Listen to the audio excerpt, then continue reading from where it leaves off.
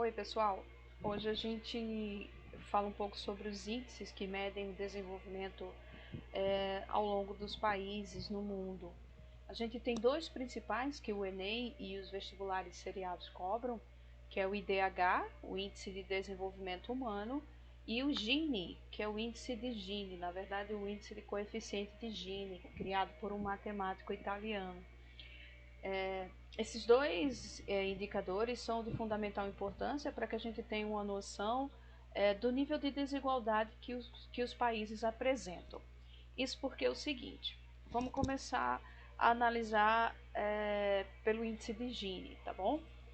Conhecido também como coeficiente de Gini, ele é um instrumento matemático utilizado para medir a desigualdade social de um determinado país, tá? Ou uma região. Sua importância efetiva-se diante das limitações que a gente vai encontrar em outros índices. Tem dois interessantes que a gente podia falar, que é o PIB e a renda per capita. O PIB, como vocês já sabem, é o produto interno bruto de um país. Ele é medido geralmente num período de um ano. É tudo que o país conseguiu produzir em termos de lucro e de renda, tá bom? E a renda per capita, ela é medida de acordo com o PIB do país dividido por sua população. Esses dois índices, eles não conseguem representar com fidelidade a situação do desenvolvimento socioeconômico dos países. Quer ver um exemplo? A renda per capita brasileira de 2020 foi de R$ 8.920,76. Aí eu pergunto a vocês, a maioria dos trabalhadores brasileiros recebem essa renda per capita mensal, R$ 8.920? Óbvio que não, né, pessoal? Recebem bem menos que isso. Então, assim, a renda per capita e o PIB, eles não servem para medir níveis de desenvolvimento socioeconômico e, consequentemente, de desigualdade social. Por isso que é melhor a gente medir a distribuição das riquezas de um país analisando-se o índice de Gini ou o IDH.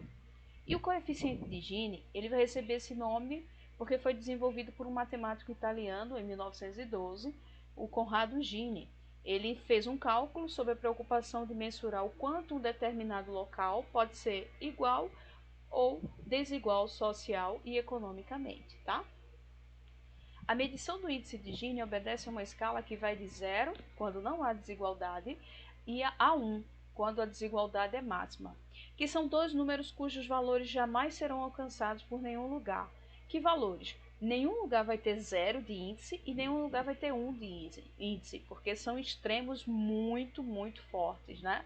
Se tiver 1 de índice é porque a população vive em completa miserabilidade. Todos viveriam miseráveis. E se tiver 0 de índice é porque todos viveriam muito bem e a gente sabe que não existe sociedade igualitária.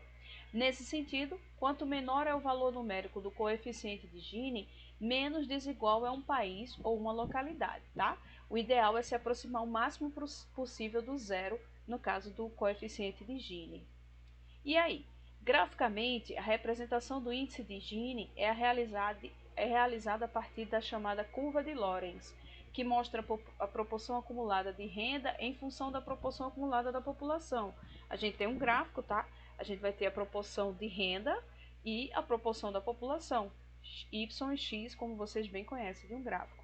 Observando o gráfico aqui embaixo, a gente pode ver que há uma reta, ela representaria a perfeita igualdade, né? Seria ideal que todos os índices de Gini, né, essa curva de Lorenz medida em regiões, fossem uma reta, mas a gente sabe que não existe essa questão da igualdade, tá?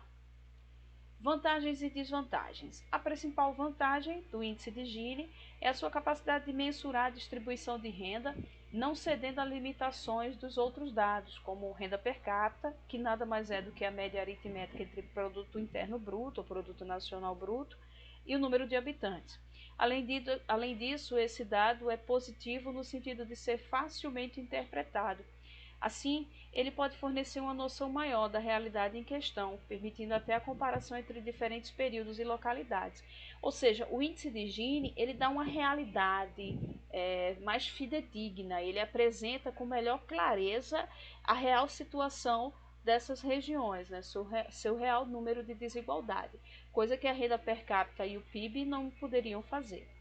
Já entre as desvantagens, a gente pode falar o fato dele mensurar, né, dele apresentar a desigualdade de renda em termos estatísticos, sem dar ênfase na oportunidade ou no potencial que um local possui em se tornar mais ou menos desigual a curto e longo prazo. É porque é o seguinte, ele vai falar da estatística naquele momento. Ele não vai analisar qual é o potencial de mudança, né, de melhora ou de piora do quadro de desigualdade social. Ele apenas vai mostrar a desigualdade naquele momento. Além disso, uma boa distribuição de renda em um país, por exemplo, não vai corresponder necessariamente a uma justiça social, pois esse índice não leva em conta o poder de compra que uma renda X pode apresentar nas diferentes partes de um mesmo território. O que quer dizer isso? Vai existir desigualdades no território, no mesmo território. Então, o poder de compra ele vai ser um fator decisivo para medir ou não a boa distribuição de renda no país. Se a população tem um poder de compra elevado, a distribuição de renda é uma distribuição de renda mais justa, mais igualitária. E o índice de Gini tem dificuldade de medir isso, haja vista que ele não consegue fazer essa diferenciação dentro de uma mesma região, né, em relação à distribuição de renda que ali vai existir, tá? Convém analisar que os valores do índice de Gini no mundo, bem como a inserção do Brasil nesse panorama, passa por contradições. Vamos ver. O Brasil, por exemplo, apresenta um índice de Gini datado em 2020 de 0,543, tá? Ou seja, ele está mais próximo do 1 do que do 0. Isso significa dizer que o Brasil tem mais desigualdades socioeconômicas do que o Canadá, por exemplo, que tem um índice 0,338. O Canadá está mais próximo do 0, o Brasil está mais distante. Então, o índice de Gini brasileiro representa com fidedignidade a sua desigualdade socioeconômica. Todavia, é complicada a realização de uma comparação global do Gini, pois não há informações sobre ele em muitos países que a gente tem noção, né? De toda forma, apesar dos recentes avanços, o índice de Gini no Brasil é um dos piores do mundo. Nós somos campeões em desigualdade, muito distante dos primeiros colocados, como Hungria, Dinamarca e Japão. Entre os 127 países analisados, o Brasil, pessoal, encontra-se na incômoda posição de 120ª posição, ou seja, a gente ocupa os 120, né? Conforme os dados do Banco Mundial. Isso quer dizer que nós temos, de todos os países que o índice de Gini analisa, um dos piores dados de desigualdade socioeconômica do mundo. Não dá para negar, tá certo? Basta que vocês olhem as imagens que eu coloquei nesse slide, todas elas são imagens brasileiras e todas elas correspondem à realidade do Brasil, o que é uma coisa lamentável, né? Índice de Desenvolvimento Humano. Uma medida que permite comparar a qualidade de vida entre os países, levando em consideração não só aspectos econômicos, mas também sociais, visto que não é apenas o parâmetro de riqueza que indica o desenvolvimento de uma nação, tá? Não é só ter geração de renda, pessoal, não é só ter crescimento econômico. Tem que haver distribuição de renda justa, tem que haver desenvolvimento socioeconômico, tá? O Brasil até cresce sua economia, se bem que nos últimos anos nem isso tem acontecido. Mas enfim, incompetência dos nossos gestores, né? Mas veja, mesmo que o Brasil cresça sua economia, se ele não consegue distribuir essas riquezas geradas, ele vai permanecer com desigualdade socioeconômica. O cálculo do IDH tem como resultado não só um número, mas também uma possibilidade de analisar as possíveis deficiências em alguns setores, como saúde e educação. Sendo assim, é uma forma de o governo concentrar medidas para melhorar essas áreas, né, a fim de atingir índices melhores. O IDH, apesar de indicar o desenvolvimento humano de um país, não vai levar em consideração alguns aspectos fundamentais, que pode dizer se ele é bom ou ruim. Porque ele não leva em consideração, por exemplo, o nível de sustentabilidade, né, o nível de respeito ao meio ambiente, que no Brasil anda muito baixo, diga-se de passagem, o nível de democracia, né, e equidade entre gêneros, etnias, tá? Não são consideradas pelo IDH. É uma falha, tá certo? Mas ainda é um índice interessante para se medir a desigualdade socioeconômica. IDH e a ONU. Mahbub ul-Alkar Economista paquistanês e criador do Relatório de Desenvolvimento Humano, foi quem criou, em 1990, o conceito de IDH, em parceria com o economista indiano, Amartya Sen. A partir desse trabalho, a ONU passou a utilizar esse conceito como medida comparativa para avaliar os países membros da organização. Vê só, essa avaliação ela é realizada pelo órgão que a gente chama de Programa das Nações Unidas para o Desenvolvimento Humano, chamado PNUD, tá? O IDH leva em consideração 3 importantes critérios que indicam o desenvolvimento social de um país, relacionados especificamente à qualidade de vida. Ele vai medir saúde, educação e renda. No caso da renda, a sua distribuição. No caso da saúde, no critério saúde, é levada em consideração a qualidade de vida, especificamente a esperança de vida ao nascer. O Brasil tem uma expectativa de vida gerando em torno de 73 anos de idade atualmente, no contexto geral. Se a gente for comparar com a do japonês, que já passa dos 90 anos, nós ainda precisamos melhorar muito, né? Isso significa que é importante saber quanto da população tem acesso a medicamentos, vacinas, pessoal.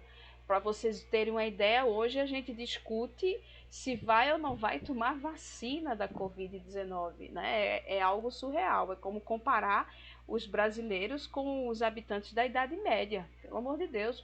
A vacina existe, é um ganho científico, a partir de uma pesquisa científica séria, então ela tem que ser levada a sério. Vacinar é muito importante. Discutir isso é levar o Brasil para a idade das trevas, né? Não se pode negar a eficácia da ciência e da vacina. Entre políticos e cientistas, a gente deve sempre levar em consideração os cientistas. Então a vacina, sim, tá? Tratamentos de saúde, entre outros. Essa dimensão também leva em conta taxas de natalidade, mortalidade infantil e índices de violência, visto que essas taxas estão relacionadas ao bem-estar social. É óbvio, se a gente mede natalidade e mortalidade infantil, a gente vai ver como as crianças estão sendo criadas, estão sendo alimentadas. E os índices de violência são importantes para a gente saber até que ponto se pode viver nesse país, né? No critério educação, leva-se em consideração o nível de conhecimento da população, ou seja, o seu grau de instrução. Isso significa que são analisadas as taxas de alfabetização e a escolarização, que vai de educação infantil até o nível superior. Indicam também a média de anos escolares de um adulto, né, a partir dos 25 anos, bem como a média esperada para uma criança em idade escolar. Por exemplo, se você está na sua idade escolar correta no ano que você estuda na escola. São analisadas as taxas de evasão escolar, repetência e o oferecimento de vagas para as crianças aptas a serem matriculadas, tá? O Brasil melhorou muito esses índices nas últimas décadas, mas é preciso melhorar muito mais ainda. E por fim, o critério de renda, que vai levar em consideração a qualidade de vida segundo o PIB, tá? Que se refere ao total de bens e serviços produzidos durante um ano pelo país, e o PIB per capita vai dividir isso pelo número de habitantes, indicando assim o que cada pessoa produziu. Esse critério reflete o padrão de vida de cada habitante. Será que a renda no Brasil permite a gente ter uma qualidade de vida? Né? Qualidade é uma saúde, é uma educação boa, ao lazer, não é? Ou será que a gente no Brasil só trabalha para comer e pagar boleto? Essa ideia vai fazer a gente entender o quanto nós precisamos melhorar especificamente na geração da renda brasileira, ou seja, na oferta de empregos e principalmente na distribuição dessa renda mais justa para os trabalhadores. Porque todas as reformas que são implantadas no Brasil são feitas para prejudicar o trabalhador, dele tirar cada vez mais impostos e taxas, beneficiando empresários e banqueiros. É importante sempre pensar nisso, tá, pessoal? Dá uma olhadinha nessas imagens, estuda direitinho esse slide, percebam que todas essas imagens que eu coloquei refletem o quanto o nosso país sofre com desigualdade socioeconômica e o quanto a gente ainda precisa melhorar para um dia se tornar um país desenvolvido, um país central, tá bom? Isso é o que eu tinha para falar para vocês, espero que tenham gostado. Por favor, aprofundem, porque índice de Gini e IDH chove em questão nos vestibulares e no Enem. Tá certo, pessoal? Até a próxima aula.